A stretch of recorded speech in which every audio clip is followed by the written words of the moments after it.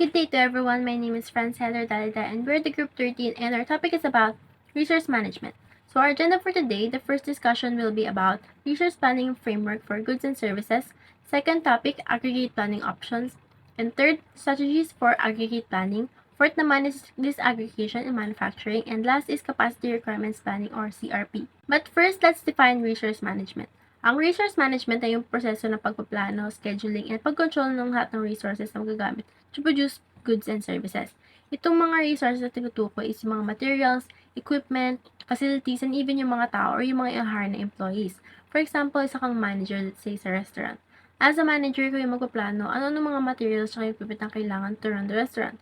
Of course, kailangan ng mga stove, oven, refrigerator, and yung pang mga equipment na magagamit to produce yung mga food na i-serve mo. Kasama na rin yung mga table and chairs kung saan magdadayin yung mga customer. Tsaka importante rin yung mga magiging employees tulad ng cook, waiter, and cashier. Kasama sa pagpaplano yung ilang cook and waiter ba yung kakailanganin sa restaurant. At saka kakailan ang schedule ng pag-deliver ng mga supplies and materials.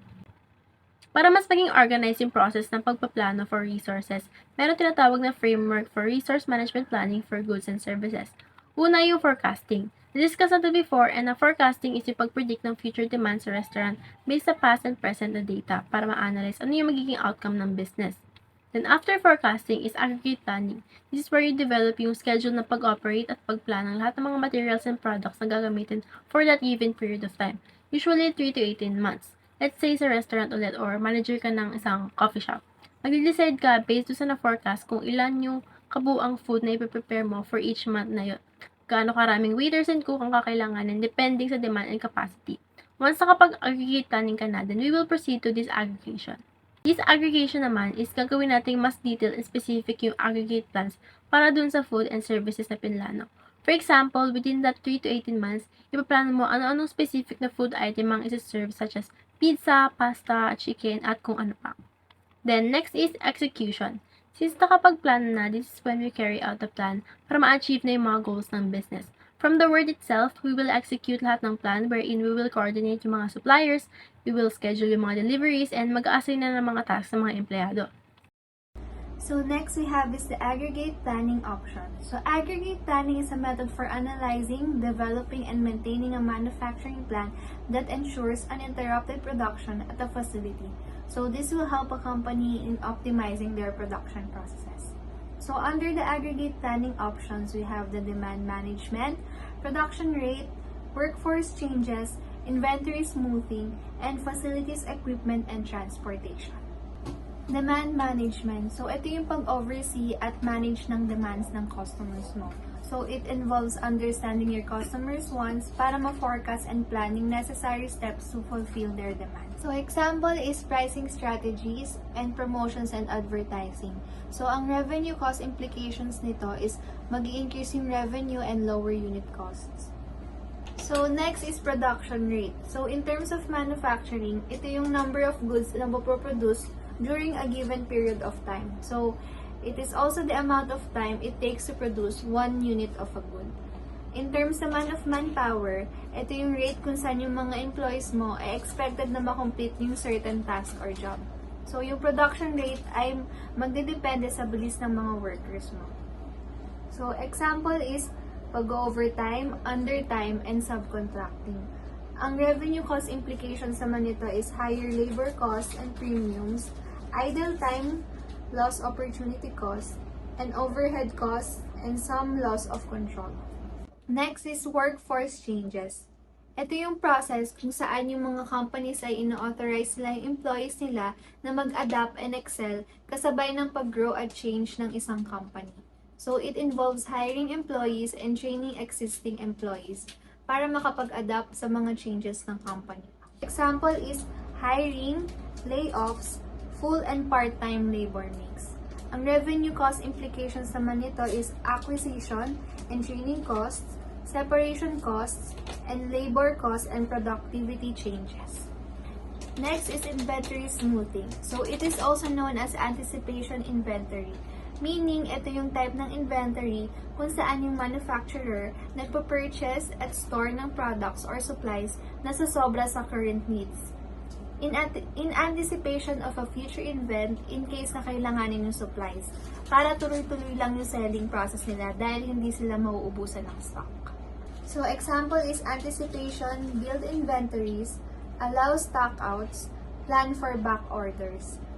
So ang cost revenue implications nito is inventory carrying costs, lost sales, revenue, and customer loyalty costs, back order costs, and customer waiting costs. And lastly, we have is the facilities, equipment, and transportation.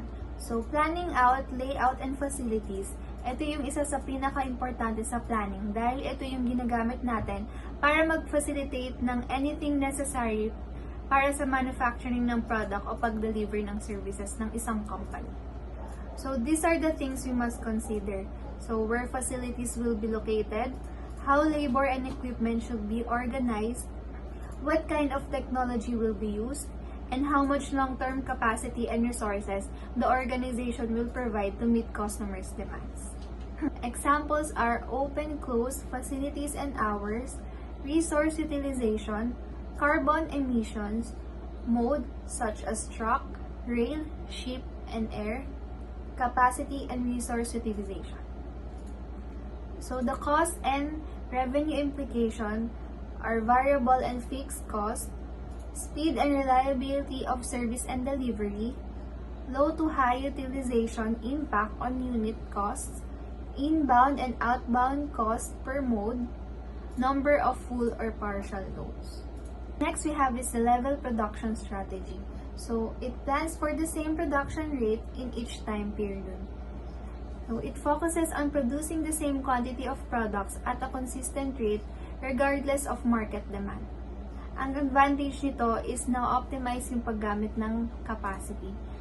And ang disadvantage naman nito is yung cost ng storage and difficulty of responding to major changes in demand. As you can see in the example, kahit iba-iba yung quantity ng forecasted sales, pare-parehas lang yung quantity ng goods na ipoproduce. So, nagkakaroon tayo ng sobrang supplies, nagkakaroon din tayo ng kulang na supplies. Kung saan, doon kukunin sa sobrang supplies nung unang season yung mga kulang na supplies. Next we have is chase demand strategy. So, it sets the production rate equal to the demand in each time period. So, meaning, kung ilan yung forecasted sales, yun din yung dami ng supplies na ima-manufacture ng isang company. As you can see in the example, kung ilan yung forecasted sales nung season na to, yung lahat ng season na to, same lang din yung quantity ng supplies na i-produce nila. Disaggregation in manufacturing.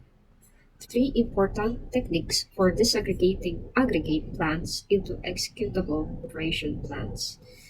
Master Production Scheduling, or MPS, Materials Requirements Planning, or MRP, and Capacity Requirements Planning, CRP. As you can see on the screen, this is the disaggregation framework for manufacturing plans and schedule. Disaggregation means broken down or hinati-hati into subcategories. So the first level is the aggregate planning. On the second level is the disaggregation, which the first technique is the Master Production Scheduling, or MPS. The second step is the Materials Requirements Planning, or MRP, where the bills of material is included, routings, and time standard files, as well as inventory, SKU, and transaction files. The next step is Capacity Requirements Planning, or CRP. Now, on to the next step is Capacity OK. If no, you go back to the 3 techniques and revise it. And if yes, authorize MPS and MRP production plans. Next is Level 3, Detailed Operations Planning and Execution. This is divided into 2 parts, which is Detailed Resource Schedule and Sequencing, and the other one is Inputs to Budgets, Financing, and Cash Flow Analysis. Master Production Schedule, or MPS, is a statement of how many items or products are to be produced and when they are to be produced.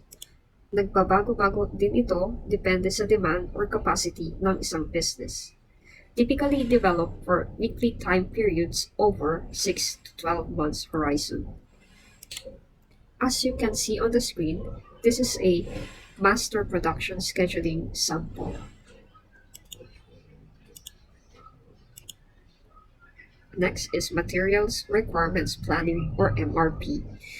It is a method of planning the production and ordering of materials and components based on the expected demand. It aims to reduce unnecessary inventories and costs. It helps plans and manage the production process from getting the materials and parts to making and storing the products to estimating the cost and profits. Generally, a demand item is referred to the item whose demand is required by one calculation based on independent demand. Items such as product and service part include assemblies, sub-assemblies, process part, purchase parts, and raw materials. And for the bill of labor is a list of the number of standard hours required at each operation to product or given item, usually a finished product. For an end item, a manufactured product that can be put to use without further work being done on it. For example, it is the finished product, a new iPhone, a stove, and a new established home. And for the parent item, for example, a white t-shirt and it has a variant which is a color has a blue, red, green, or with the same design. However, components are the item completed and manufactured completely. For example, an electric fan, we need a base, blades, and switch. And for sub-assembly, are typically manufactured separately and then assembled together to form the final product. The process of sub-assembly manufacturing included several steps. Time pacing and lot sizing in MRP. In Material Requirements Planning or MRP, the process of time pacing and lot sizing is crucial for efficiently managing dependent demands requirements. Dependent demand refers to the materials or components needed to produce a final product. One key concept to understand is that these requirements do not necessarily have to be ordered all at once, but rather they are scheduled and ordered as needed based on time pacing approach. Time pacing involves determining when each component or material is required in the production process. On the other hand, lot sizing is the process of determining the optimal order quantity for each component. MRP explosion. So what is MRP explosion? It is a fundamental process within the domain of manufacturing and supply chain management. It is a systematic approach that harnesses the principles of dependent demand to precisely calculate both the quantity and timing of orders for all sub-assemblies and components essentially for producing finished goods. This process is integral to the effective manufacturing of MRP system and plays a pivotal role in ensuring that production remains efficient and cost effective.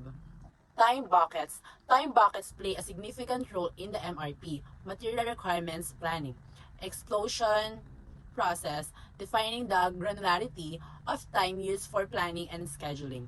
In many MRP systems, time buckets are typically 1 week in length, but they can vary based on the specific needs and nature of the production process. Gross requirements or GR. In material requirements planning or MRP, gross requirements are a foundational concept in material requirements planning, a critical system used for managing inventory and production schedules.